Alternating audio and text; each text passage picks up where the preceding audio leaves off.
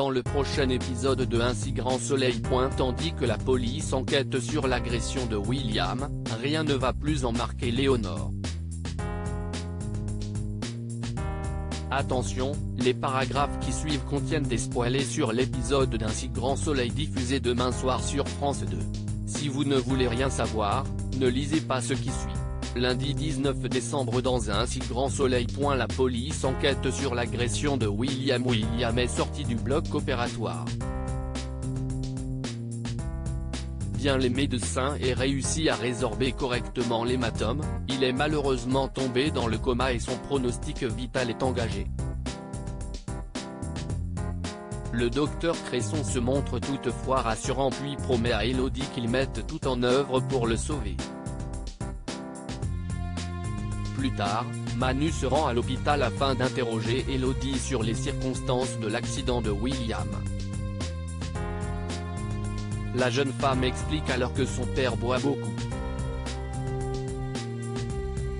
Comme elle s'est aperçue qu'il avait vidé une bouteille entière, Élodie imagine qu'il est tombé mais Manu lui apprend qu'il a été agressé.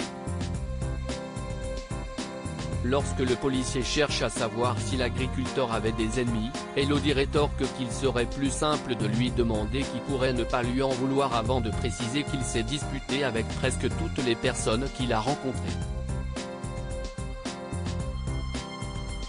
De son côté, Achille est déprimé à l'idée de quitter sa vie à Montpellier.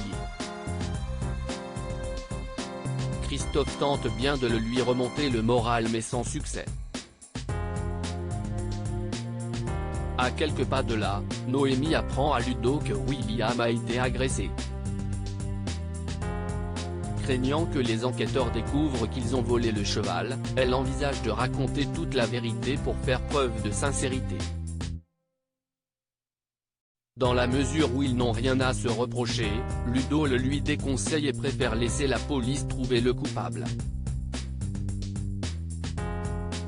De retour à la coloc, Ludo reçoit un appel de Margot qui souhaite l'inviter à dîner pour le remercier de la visite privée. Ludo semble particulièrement et n'a pas vraiment le choix que de refuser.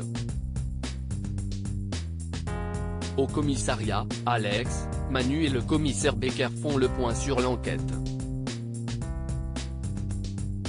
Étant donné que William n'aimait personne, cela fait beaucoup de suspects potentiels et le capitaine Léonie va donc devoir réinterroger Élodie. En parallèle, Élodie se rend compte que Lancelot a disparu. Rien ne va plus entre Marc et Léonore. Manu est d'humeur câline et aimerait bien passer la matinée avec Ève. Seulement, cette dernière lui faire croire qu'elle donne un cours particulier juste avant de se rendre au travail.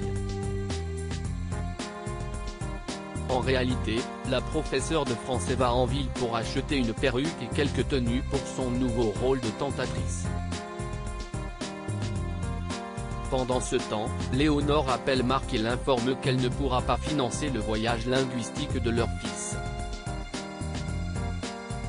De quoi tendre un peu plus leurs rapports qui ne se sont toujours pas apaisés depuis la mort de Myriam.